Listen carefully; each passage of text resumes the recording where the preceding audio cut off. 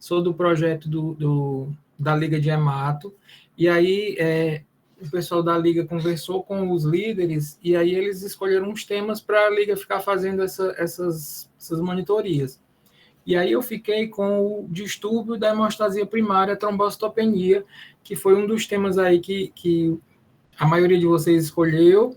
E aí vamos conversar um pouquinho sobre isso, tentar melhorar, esclarecer alguma coisa que possa ter ficado mais dificultoso durante a aula, tá bom? Qualquer coisa vocês podem, durante eu estiver falando, vocês podem falar, perguntar, se eu souber, respondo na hora, se eu não souber, vou pesquisar e respondo também ou em outro momento, tá bom? Então vamos lá, pode ir passando, Gabi. Eu coloquei alguns, meio que desconfigurou um pouquinho aí. Eu botei uns conceitos, comecei com os conceitos bem básico para a gente poder alinhar e chegar mais na frente sabendo basicamente do que é uma hemostasia, o que é uma hemostasia primária e o que é um distúrbio de hemostasia primária, tá? E aí a hemostasia é definida como uma resposta do corpo para prevenir ou interromper o sangramento. Ou seja, a hemostasia vai prevenir ou vai interromper o sangramento. A hemostasia primária é o processo inicial dessa coagulação, que ela é composta pela contração vascular e pela formação de um tampão plaquetário. E aí já surge, aí eu até marquei em amarelo, surge o tampão plaquetário, ou seja, quando eu estou falando em hemostasia primária, eu estou falando em tampão plaquetário inicial, eu estou falando em plaqueta. Então, é o que a gente mais vai falar aqui durante a aula, é sobre plaqueta. Por quê? Porque eu estou falando de hemostasia primária, tá? E um distúrbio na hemostasia primária é qualquer alteração nesse processo de coagulação, que terá como resposta sangramentos cutâneo mucosos. Então, distúrbio de hemostasia primária é um distúrbio que vai causar clinicamente sangramento cutâneo mucoso, e ele é decorrente da não formação ou da formação deficiente de um tampão plaquetário. E quem vai fazer a coagulação inicial são as plaquetas. Hemostasia primária. A hemostasia secundária depois vem para manter isso que foi feito. Mas a hemostasia primária vem toda decorrente da plaqueta. Pode ir passando. E aí uma definição de plaqueta, tá? Plaqueta é um fragmento anucleado, derivado do citoplasma dos megacariócitos. A trombopoetina, um hormônio produzido no fígado e nos rins, corta com uma tesoura, o doutor Elcio gosta muito de falar nessa tesoura, corta o citoplasma dos megacariócitos, formando esses fragmentos que são as plaquetas.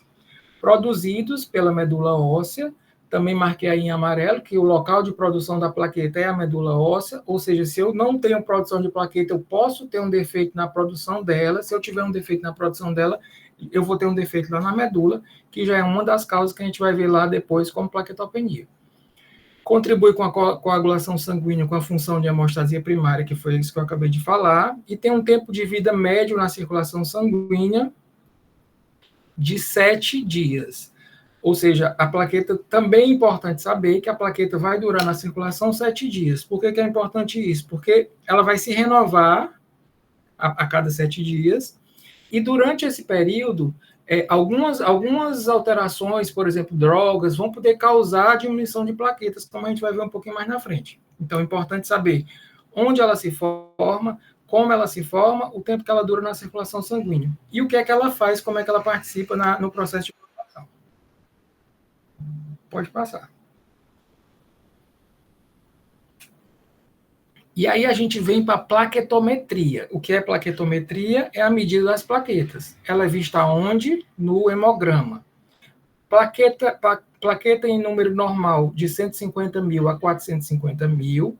Plaquetopenia leve de 80 a 149 mil. Plaquetopenia severa menor que 20 mil, tendo um risco acrescido de sangramento quando eu tenho menor que 30 mil plaquetas. Então, o que é que eu tenho que saber assim de cara? Que plaqueta acima de 150 mil está normal, que plaqueta abaixo de 20, 30 mil tem risco de aumentar de sangramento. Provavelmente, numa medida, numa questão de números, de quantidade, eles vão dar os referenciais. Mas saber que ela tem acima de 150 mil está normal, é sempre importante, é bom levar que todo hemograma você vai ter que ver isso. Pode passar. E aí eu já botei uma questão, durante os slides, ela passou os slides aí, tá melhor de ver, mas aí eu já botei durante as questões que eu achei de prova antiga, e aí tem já uma questão sobre isso, ó. Vou ler isso aqui que está melhor no celular. Uma jovem de 17 anos comparece à UPA de Bom Jardim com quadro de epistaxe, gengivorragia e petequias observada nas 2 últimas semanas. Quadro sugestivo de distúrbio de coagulação primária. Após avaliação cuidadosa do sangramento, identifique qual alteração laboratorial pode justificar o quadro clínico. Plaquetometria reduzida. Ou seja, as plaquetas estão pouco. Certo? Só isso. Assim, vocês vão ver que parece difícil, tem muito nome a aula, mas as questões são bem na cara, assim, bem leve. Dá para tirar de boa, eu acredito. Então, ou seja, plaqueta diminuída causa sangramento. Plaqueta diminuída em quantidade causa distúrbio de hemostasia primária. Tá? Pode passar. E aí vem a primeira dúvida. Então, se a plaqueta está baixa, se o problema é se o problema de sangramento for só a plaqueta baixa, então é só transfundir plaqueta para todo tipo de sangramento que está tudo resolvido. E, infelizmente, não é só assim, tá? Porque aí chega, pode passar. Eu até botei esse próximo slide que diz assim, um olho no peixe, outro no gato, que é a chave do diagnóstico da plaquetopenia. Você vai ter que ter um olho no peixe, outro no gato. O hemograma, se é uma questão de plaquetopenia, se é uma aula de plaquetopenia, o hemograma vai estar sempre com plaqueta baixa. E ele é insuficiente para te dizer por que essa plaqueta está baixa. Eu vou ter que ver mais coisa. Então, o olho no peixe, que é o hemograma, e o olho no gato, que é o restante das coisas. O que é o restante das coisas? O esfregaço periférico, eu também vou já explicar o que é, a história do paciente, o exame físico do paciente. Então, quando eu consigo juntar todas essas características, aí eu vou chegar. Essa plaqueta está baixa por quê? E essa plaqueta está baixa, e o que é que eu vou fazer com essa plaqueta baixa? De acordo com a etiologia, com a causa que ela tem. Pode passar. O pessoal está dando para entender, assim, eu meio ruim falando sozinho, mas qualquer coisa vocês vão colocando aí para mim. E aí, como eu falei lá, o esfregaço periférico, que é a primeira coisa complementar ao hemograma, de suma importância. Pode passar. O esfregaço periférico é uma análise morfológica. Na verdade, o hemograma ele diz número e o esfregaço periférico ele diz forma, ele diz qualidade. Como se fosse uma foto. Você não vai ver a foto, mas o técnico lá do laboratório que está fazendo vai fazer essa análise qualitativa vendo realmente o que está acontecendo com aquela amostra de sangue. Vai ser visualizado as 3 séries no esfregaço, não apenas as plaquetas, mas as demais séries vão ser vistas e também vão sugerir diagnóstico, e alterações podem justificar a causa da plaquetopenia, como eu disse lá no slide anterior. Ele é uma ferramenta fundamental que vai ajudar a gente a descobrir a causa da plaquetopenia. Descobrindo a causa, a gente vai descobrir o que é que como vai tratar. Pode passar. E aí vamos entrar nas plaquetopenias propriamente ditas, tá? Que eu dividi em 2 grupos, tá mais ou menos, eu vi os slides que a doutora Elza passou na aula, tá mais ou menos na mesma... Aliás, está contemplando tudo que ela falou, mas eu só fiz dividir de forma diferente para ver se ficava mais fácil do entendimento. Então, primeiro nós vamos falar de pseudoplaquetopenia, que são as falsas plaquetopenias, depois nós vamos falar de plaquetopenia propriamente dita, tá? Então, primeiro, pseudoplaquetopenia. Aí eu coloquei um caso. Um hemograma vem com plaquetopenia, ou seja, pediu o hemograma, está lá a plaquetopenia, isolada. O restante das séries sanguíneas normais, plaquetopenia isolada, a clínica não tem história relacionada e o paciente não tem sangramento. Então, eu eliminei história clínica, eliminei eliminei hemograma. E aí eu preciso de resolver o problema. Falta, lembrar a história do olho no peixe, outro no gato, está faltando para eu resolver o problema, eu preciso lançar mão de alguma coisa. É só com isso aqui eu não consigo. Uma plaquetopenia isolada, não tem história de sangramento, e aí pode ter acontecido qualquer coisa a mais do que várias etiologias. Vou ter que pedir o que está faltando aqui. De cara, o esfregaço. Então, solicito o esfregaço. Pode passar, Gabriela. Aí eu peço o esfregaço. No esfregaço vem plaquetas agregadas. Ou seja, as plaquetas existem. Elas só estão agregadas lá no esfregaço periférico. É um artefato, foi um erro, uma coagulação, um anticorpo anti-DTA que foi produzido e fez essas plaquetas se agregarem. Qual é o tratamento? Infundir plaqueta? Prescrever medicação corticoide, alguma coisa? Não. Fazer uma nova coleta com um novo anticoagulante, com citrato, que ele provavelmente vai dar a quantidade de plaqueta normal. Certo? Então, primeira coisa, pseudoplaquetopenia é uma plaquetopenia falsa, é um artefato de laboratório, e eu vou tratar fazendo uma nova coleta. Pode passar. E aí, uma questão também que eu achei sobre isso, vou ler aqui para vocês que está melhor de ler aqui no celular. Jovem de 18 anos realizou o hemograma que apresentou uma plaquetopenia isolada de 20 mil. Encontra-se assintomático ao exame físico, não apresenta manifestações hemorrágicas. O esfregaço periférico apresenta agregados plaquetários. Por definição, trata-se de pseudoplaquetopenia. Então, pronto, falou em agregado periférico, pseudoplaquetopenia. Como é que eu vejo o agregado periférico? Só no esfregaço.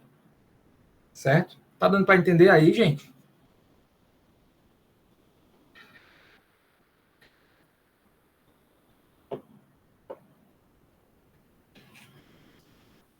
Vou seguindo. E aí agora a gente começa as plaquetopenias. Tá? Pode passar. Plaquetopenia tem basicamente 3 causas. Ela pode ser causada por destruição de plaquetas, por distribuição inadequada das plaquetas ou por deficiência na produção das plaquetas. E a gente vai falar de cada um desses 3, citar algumas doenças que foram citadas na aula de cada um desses grupos e descobrir o que é que faz em cada um delas. Esse é o grande objetivo da aula, tá? Então, plaquetopenia, causas: destruição, distribuição ou não produção. Vamos começar com a de destruição. Pode passar. Se eu estou tendo plaqueta destruída, se a causa da plaquetopenia é destruição, a medula está produzindo plaqueta, mas ela está sendo destruída.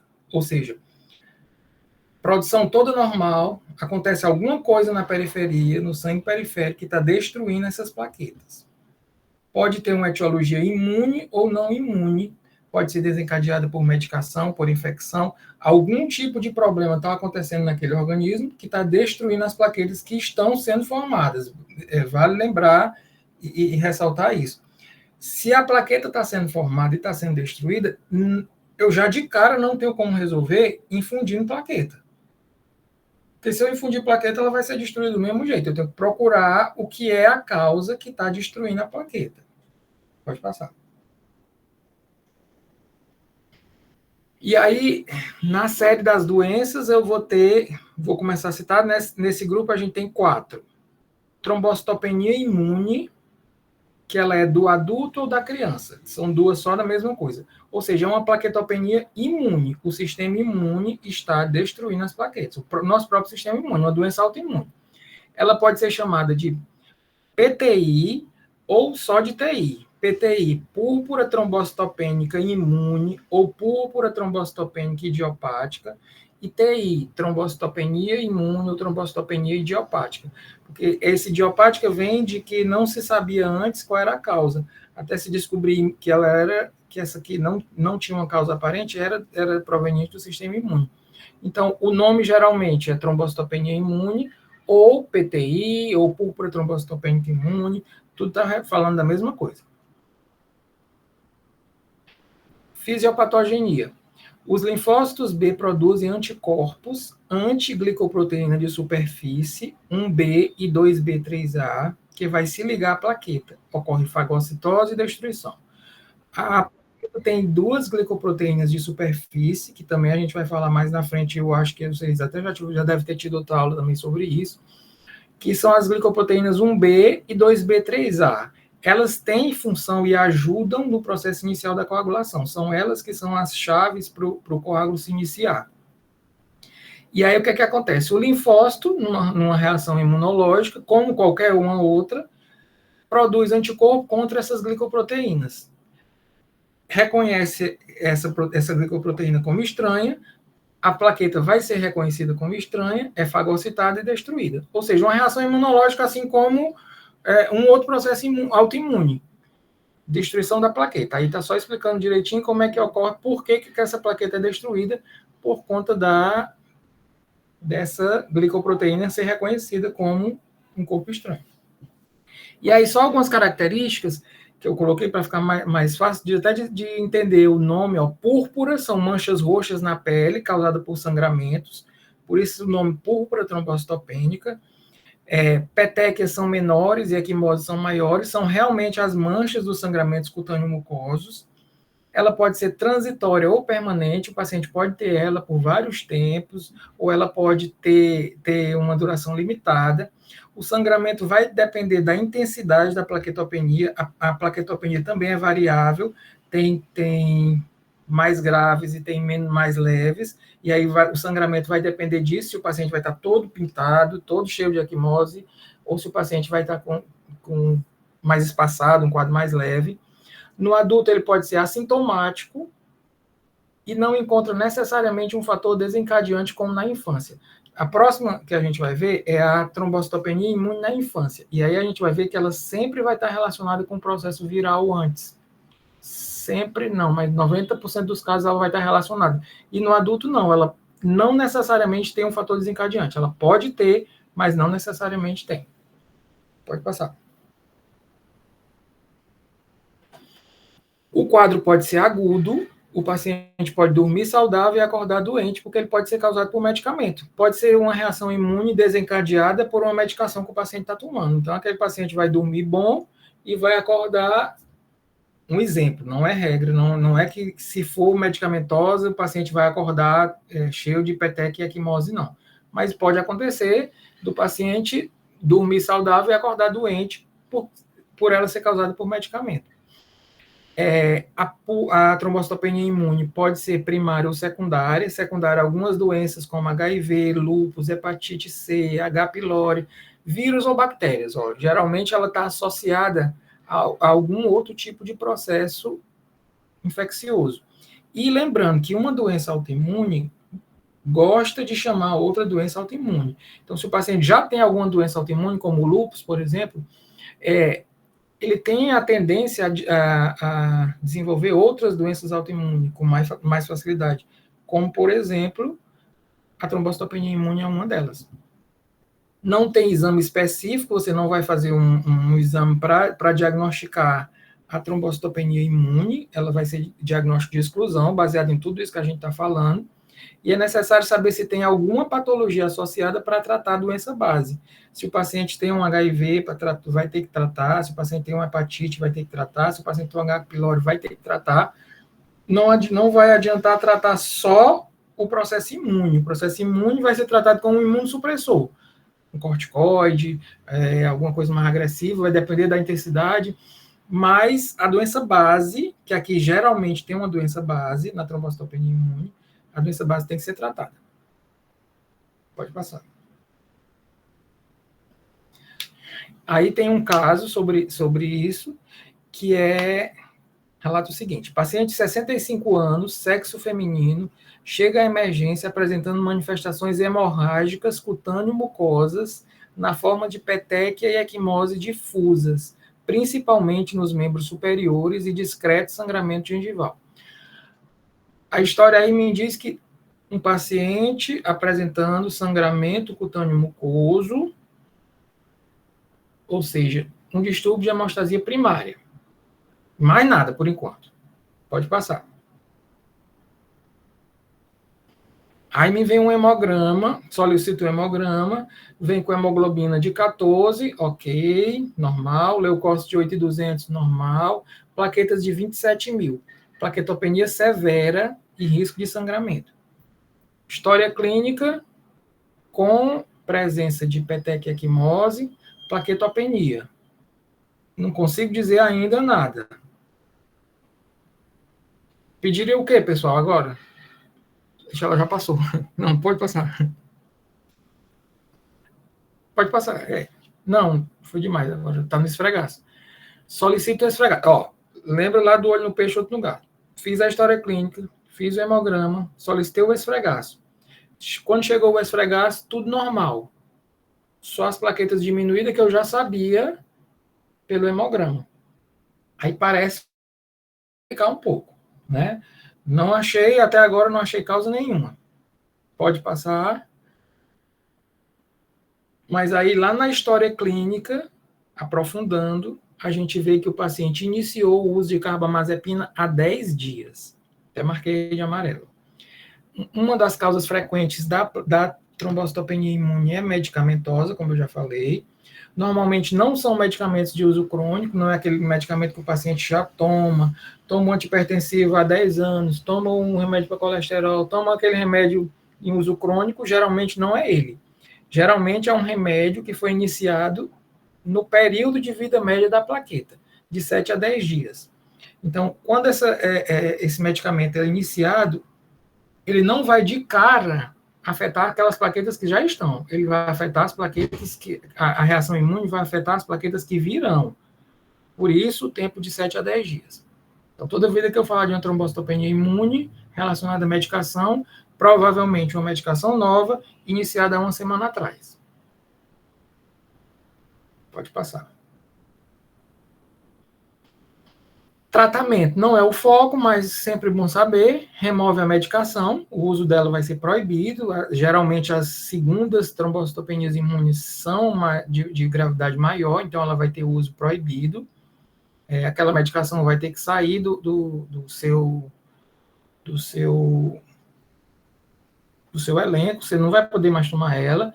E o tratamento para plaquetopenia imune é o imunossupressor, como eu já falei. Aí vai depender da intensidade, se um corticóide, se até alguma coisa mais agressiva. Pode passar.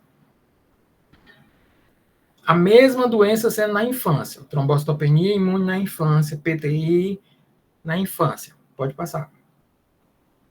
É a mesma coisa. Só que ela é autolimitada.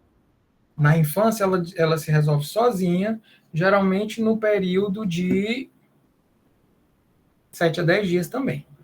O quadro é agudo em 90% dos casos e geralmente tem uma história viral anterior. Geralmente, quase que sempre, a criança vai ter uma história viral anterior. E aí a doutora Elsie gosta muito de falar e de cobrar em relação a isso aqui. Trombocitopenia imune na infância. Autolimitado, não precisa ninguém fazer nada, o pediatra não quer que ninguém interfira, e ela está relacionada a uma história viral anterior. É um processo imunológico que vai causar destruição de plaquetas, baseado lá nos linfócitos B, que vão produzir anticorpos contra as lipoproteínas de superfície. Pode passar. Então, vimos as duas trombocitopenias imunes, adulto e criança. Próximo, síndrome de Evans. Também é uma doença de destruição de plaquetas. Pode passar. A síndrome de Evans, diferente da trombocitopenia imune, ela vai produzir anticorpo contra plaqueta e hemácia. Então, eu vou ter plaquetopenia e eu vou ter anemia. Então, já começa a diferenciar. Essa anemia dela é anemia hemolítica, que aí vai ter alguns marcadores de anemia hemolítica que vão aparecer nos exames, se a questão quiser falar sobre Evans, síndrome de Evans, ela vai ter que lhe dar esses marcadores. São marcadores de anemia hemolítica, não sei se vocês já viram, anemia hemolítica, mas são os marcadores comuns para anemia hemolítica, que é o LDH, o reticulócito, a bilirrubina elevada às custas de bilirrubina indireta e o cumbis positivo, que vai indicar um anticorpo ligado à hemácia ou plasma. Ou seja, se eu quiser falar sobre síndrome de Evans, eu vou ter que falar desses, eu vou ter que ter um laboratório com esses marcadores. Então, uma plaquetopenia junto com uma bilirrubina elevada indireta, aí você acende a luz que ele provavelmente pode ser uma Evans. Eu tenho uma plaquetopenia junto com um cumbis positivo e um LDH elevado, Evans. Então, Evans sempre vai vir a plaquetopenia junto com a anemia hemolítica. Quais são os marcadores de anemia hemolítica? LDH, reticulócito alto, pela destruição periférica, bilirrubina elevada às custas de bilirrubina indireta, ou seja, a bilirrubina indireta que vai estar alta, e o cumbis positivo. Pode passar? E aí, ainda tem no grupo de destruição, só mais essa, a púrpura trombocitopênica trombótica, PTT. A gente tem lá a PTI, púrpura trombocitopênica imune, que é o processo imune. Agora a gente tem a PTT, púrpura trombocitopênica trombótica. Pode passar. Púrpura trombocitopênica trombótica é a formação de trombos generalizados, assim, trombos na circulação periférica como um todo, tá? E aí, só um pouquinho de fisiopatogenia, só para entender, que também não é foco de questão de prova, nunca, mas para entender o que é que acontece, o fator de von Willebrand, também você já deve ter visto aí em outra aula de coagulação, promove a adesão plaquetária. Ele liga as plaquetas na parede do vaso. Então, a plaqueta, uma das glicoproteínas das plaquetas vai se ligar ao fator de von Willebrand no vaso. E aí existe uma proteína, que é a Adams 13, que vai clivar o fator de von Willebrand. Se o paciente deixa de produzir ou produz insuficiente Adams 13, se formam trombos. E o endotélio passa a ser trombogênico com redes de fibrina. Ou seja, a Adams 13 é uma proteína que deve existir, normalmente, em todos nós. O que é que ela faz? Cliva o von Willebrand. Ela deixa os von Willebrand em tamanho menor. Quando ela para de ser produzida, ou ela é produzida insuficiente, os fatores ficam em tamanho maior. No que eles ficam em tamanho maior, as plaquetas agregam mais e formam-se mais trombo, ou seja, um processo generalizado. Basicamente isso. Adams 13 deficiente, púrpura trombocitopênica trombótica. Adams 13 deficiente, von Willebrand em tamanho maior, mais agregação plaquetária, formação de trombo. Pode passar.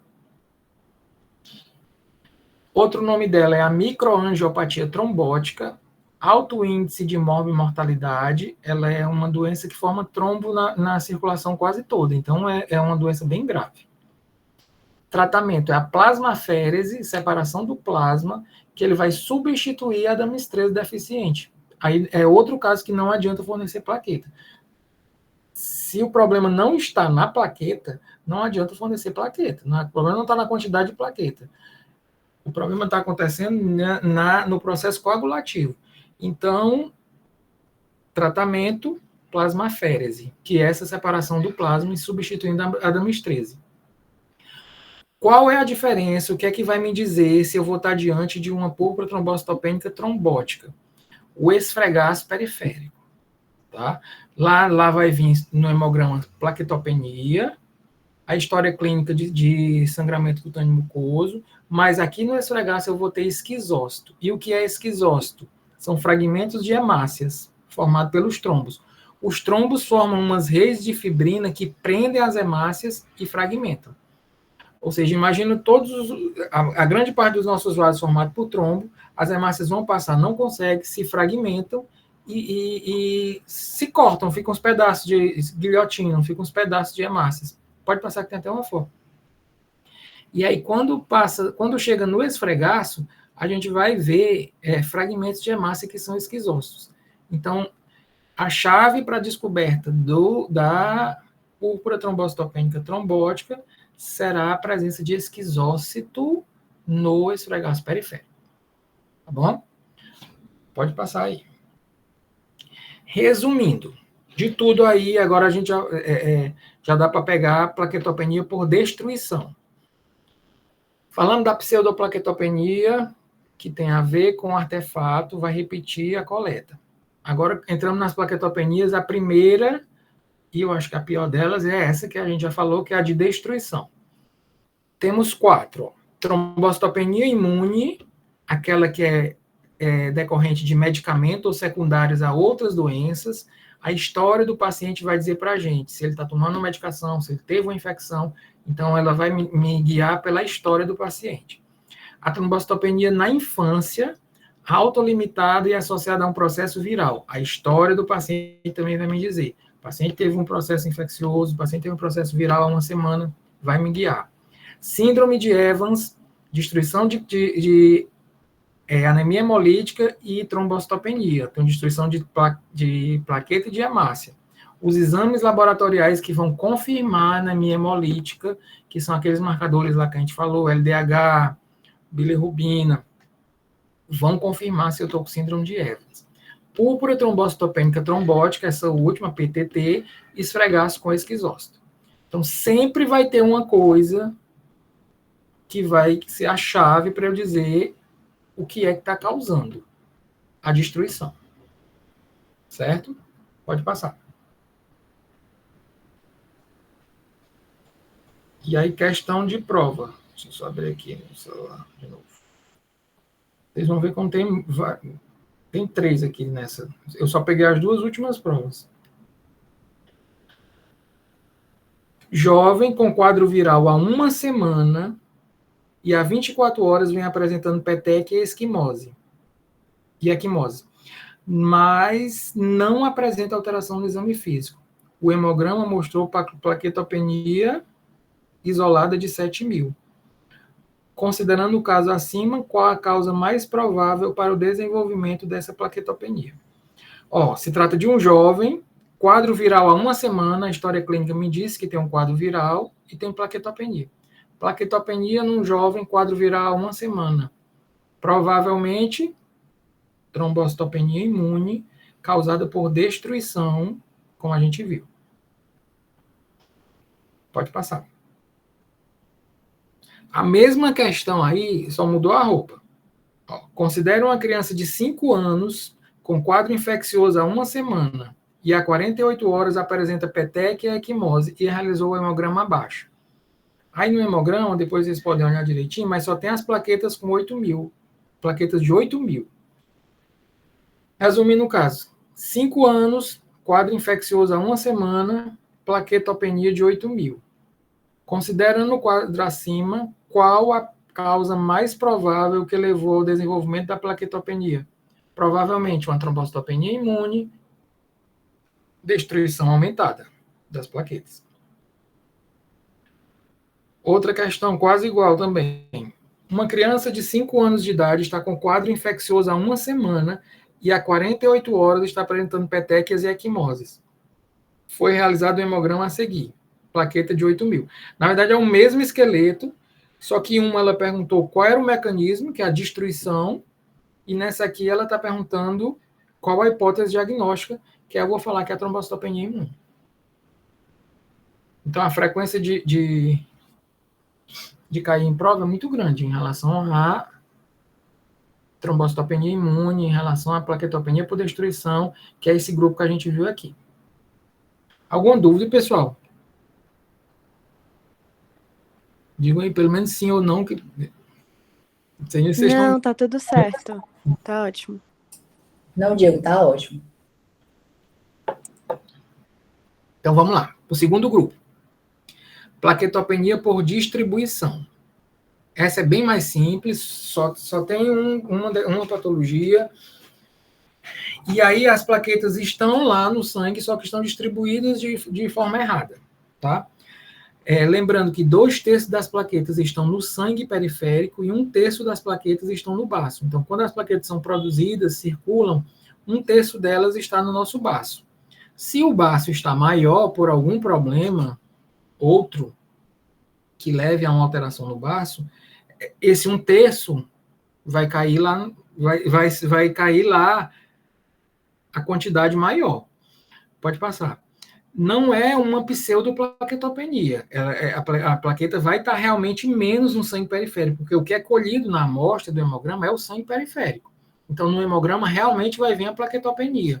No esfregaço eu não tenho alteração, mas aí lá no exame físico eu tenho uma esplenomegalia, eu tenho um estigma de hepatopatia, ou seja, o paciente pode ter uma ascite, o paciente pode ter uma ginecomastia, o paciente pode ter varizes esofágicas, tudo aquilo que me leva a crer que existe algum problema no trato gastrointestinal que tem que ser tratado. E aí, provavelmente, tratando esse problema, as plaquetas automaticamente vão voltar ao normal.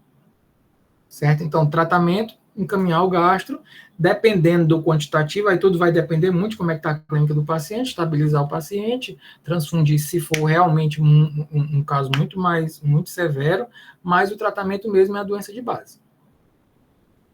Pode passar?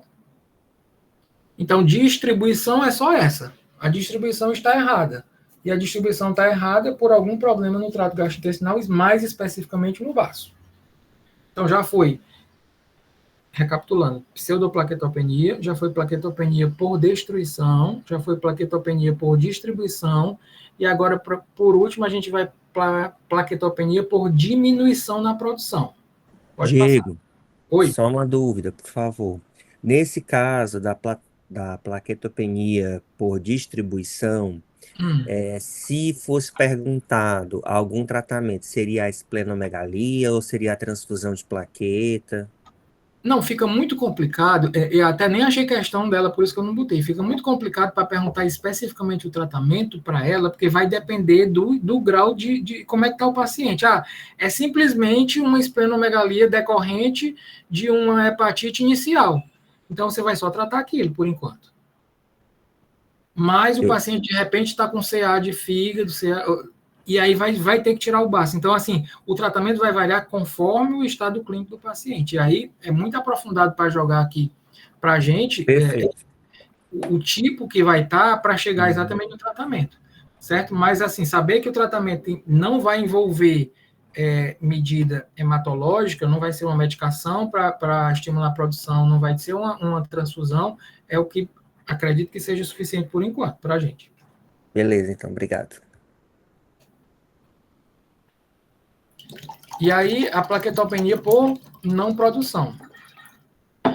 Realmente, na não produção, o problema está porque não tem plaqueta, não está sendo produzida.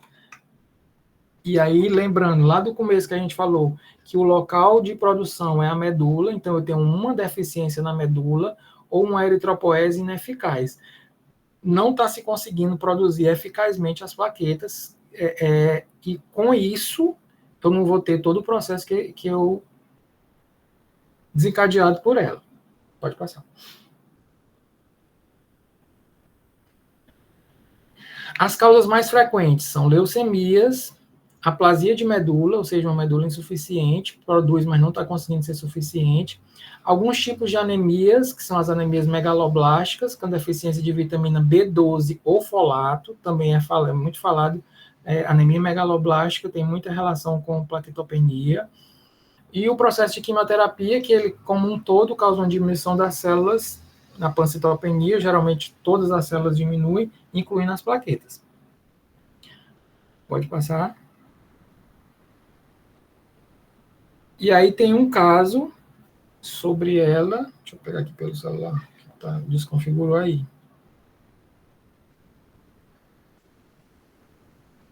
Paciente, 4 anos, febre, linfonodomegalia, esplenomegalia. Veio uma esplenomegalia aqui. Será que é distribuição? Mas aí vamos ver o resto da história. Ele tem hemoglobina de 6,5, baixa, plaqueta de 20 mil, baixa, leucócito de 180 mil, muito alto, linfócito de 40 mil, muito alto. Então, assim, não é distribuição. Tem coisa mais errada aqui. Achamos alguma coisa, plaquetopenia não está isolada, tem sintoma, e tem outras séries sanguíneas envolvidas. Pode passar. Chego no esfregaço.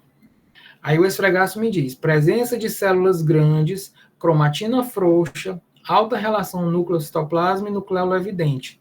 Sugere a presença de blasto. Esse marcado de amarelo não vai vir escrito no esfregaço. É só... E lá no esfregaço não vai vir o nome blasto. mas essa é a descrição de um blasto. Também é importante saber. Célula grande, cromatina frouxa, alta relação núcleo-citoplasma, núcleo evidente. Ou seja, esfregaço com blasto. Blastos são células imaturas que não conseguem produzir as células sanguíneas, incluindo as plaquetas. Vou ter que solicitar exames complementares. A suspeita vai ser de algum problema realmente na medula. Esfregaço periférico com blasto. Suspeita de problema medular. Suspeita de problema medular, deficiência de produção. Deficiência de produção é plaqueta baixa, sangramento cutâneo mucoso. Se eu tenho um blasto no esfregaço periférico, eu vou solicitar alguns exames complementares, como mielograma, que é a punção do líquido, e a imunofenotipagem para o diagnóstico. Para eu dizer qual é realmente aquela leucemia, qual é o tipo, eu vou ter que ver o marcador daquele blasto. E aí isso vai ser visto na imunofenotipagem. Pode passar. E aí veio de diagnóstico a leucemia linfóide aguda, que é uma neoplasia mais frequente na infância.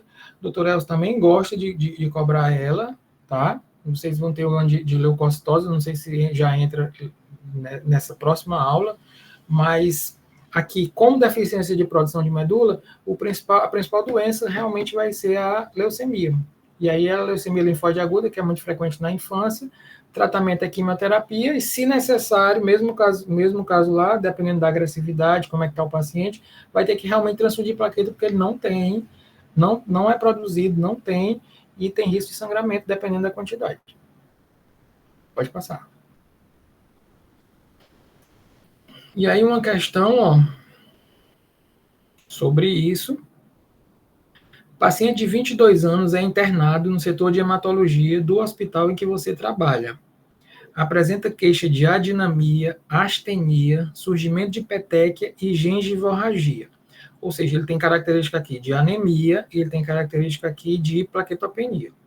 Característica clínica. Além de febre esporádica não mensurada e dor poliarticular, com início a 15 dias. Na investigação inicial foi encontrado o seguinte hemograma: hemoglobina de 6,8, VCM de 85, leucócitos de 52, neutrófilo de 800, linfócitos de 9.000. Leucócitos aumentados, não falou sobre as plaquetas, mas falou que tem sangramento lá.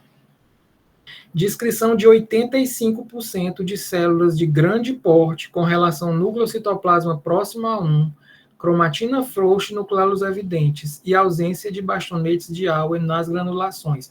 O que é isso, pessoal? É blasto. Tá? Então, ele aqui acabou de me dizer que veio o esfregaço com blasto. Algumas com presença de vacúolos em citoplasma. As células atípicas nessa descrição sugerem que o próximo exame diagnóstico deve ser... E aí? Blastos linfóides. Ele está perguntando a célula, né? A célula atípica, o nome da célula, blastos linfóides, e o próximo passo do exame, mielograma e imunofenotipagem por citometria de fluxo da medula óssea, para descobrir exatamente qual tipo da leucemia. Certo? Pode passar. E aí, por último, para encerrar o grupo, as trombocitopenias congênitas. Antes de tu entrar nessa, deixa eu aproveitar e fazer uma pergunta. Como é que eu vou fazer a diferença dessa leucemia aguda para crônica? Que eu Pois é, tentei aí já... também não seria aqui. Vocês vão ter uma aula só de leucemia aguda e outra só de leucemia crônica, porque vai depender das células que vão estar aumentadas, das características clínicas do paciente. Então, assim, dificilmente não, é impossível de vir numa aula de trombocitopenia para tu classificar qual é a leucemia, certo? Porque vocês vão ter que realmente aprofundar mais o que é que vai de exame de imagem dizer, de exame complementar dizer, a imunofenotipagem. Porque o marcador da leucemia linfóide aguda é um, e o marcador da leucemia linfóide crônica é outro. Presença de blastos ou não, é uma série de características que vão te diferenciar uma da outra. Então, o diagnóstico lá, leucemia linfóide, ainda não vai ser nessa linha de questão agora, não. Mas vocês vão ter aula só sobre isso. Tá ótimo, então. Era com a professora, acho que se não me engano, era a professora Rafaela. Ainda daqui a um dia vocês devem estar vendo tudo isso. E a trombocitopenia congênita, para finalizar, pode passar. Trombocitopenia congênita, como o próprio nome diz, ela é uma doença genética. Se ela é uma doença genética, o paciente já nasce com ela. Então, vai ter aquela história de sangra sempre, sempre sangrou. O paciente tem um sangramento gengival ou tem essas petecas na pele desde que nasceu. Então, vai ter a história desde sempre. A doutora Elza também gosta muito dessa expressão, desde sempre, quando ela vai falar de genética. Mas eu também não achei nenhuma questão sobre a genética. Porque ela é em processo em estudo, elas não são imunológicas. A plaquetopenia, por disfunção, ela é um defeito funcional, as plaquetas existem, só que elas não estão funcionando. É um problema genético, elas não funcionam, mas elas estão lá. Plaquetas gigantes podem ter macro ou microplaquetas, e o paciente sangra com um número de plaquetas mais alto, ó, 70, 80 mil. É um sangramento funcional. Ele tem plaqueta, mas não funciona.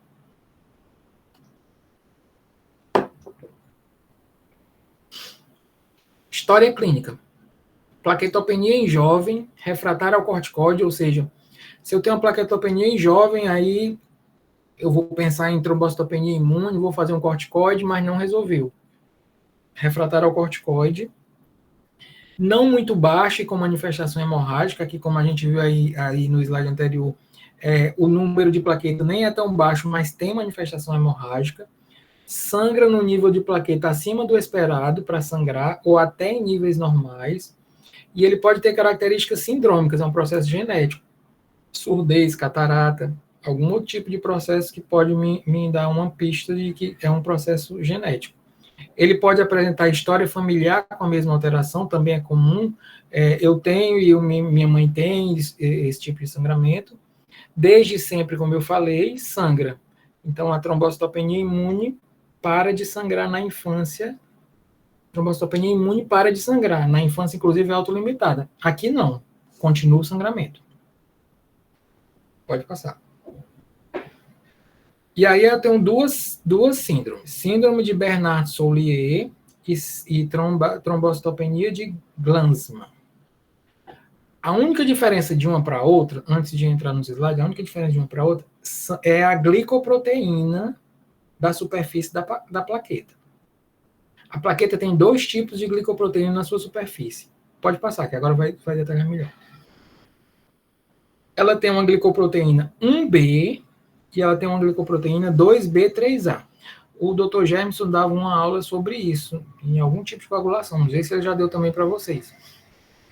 Mas se eu tenho um defeito na glicoproteína 1B, eu vou ter um coágulo que não vai conseguir se formar. Porque a glicoproteína 1B é a que vai aderir no fator de von Willebrand. Lembrando que o fator de von Willebrand está lá exposto, a plaqueta vai e adere a ele. Adesão plaquetária. Defeito de adesão.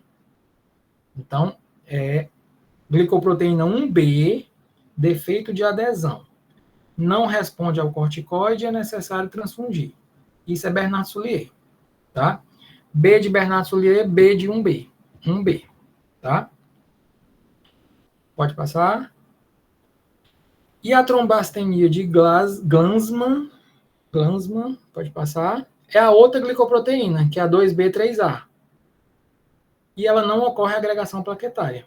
Só para recapitular, fator de von Willebrand, glicoproteína 2B, glicoproteína 1B vai se ligar ao fator, ou seja, a plaqueta vai fazer adesão. Depois que a plaqueta faz a adesão, vem a agregação. Uma plaqueta aderiu, agora vem as demais plaquetas e agregam essa plaqueta que já está aderida. Isso é através do 2B3A. E quando tem deficiência nela, é a Glanzmann. Pode passar? Deixa eu só abrir aqui. Então, as genéticas não detalhou muito, porque realmente é mais citado, tá? Só são essas duas que foram faladas na aula de vocês, Bernard-Soulier e Glanzmann. O problema está sempre ou na adesão ou na agregação plaquetária, e sempre decorrente da glicoproteína. Uma questão aí de prova, ó. O estudo do esfregaço periférico é importante na avaliação da plaquetopenia. Considerando as alterações encontradas no esfregaço periférico e as patologias prováveis, marque a opção correta. Blastos, leucemia aguda. De cara já marcava, certo? Aí a gente vai ver aqui, ó, dacriócitos, infecção viral. Não, dacriócitos tem a ver com alteração de medula também.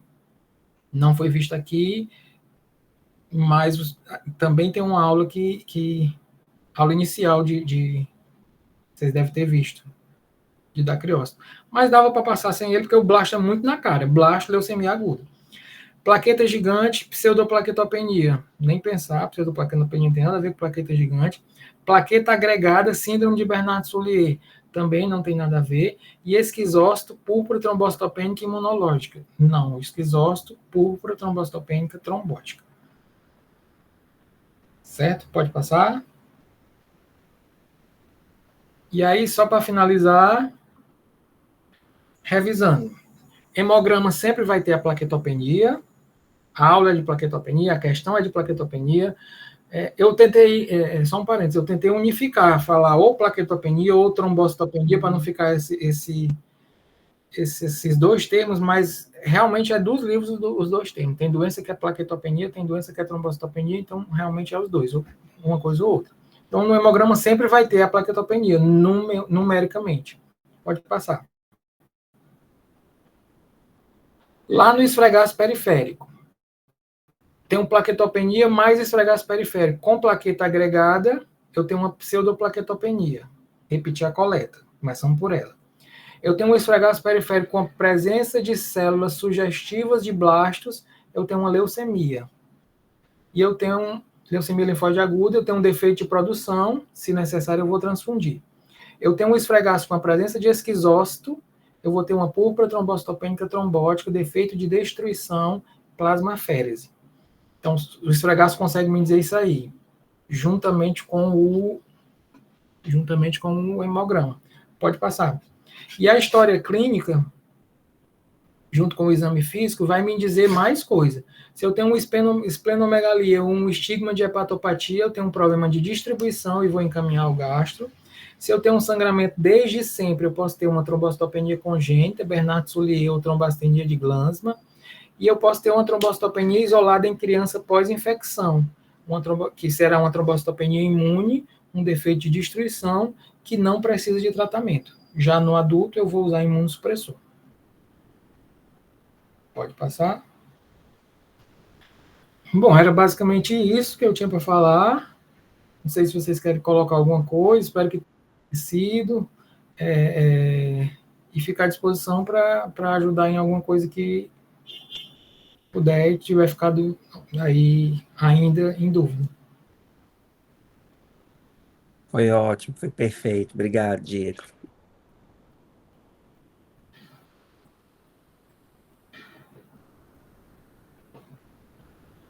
Agora acho que vocês vão continuar com a aula da...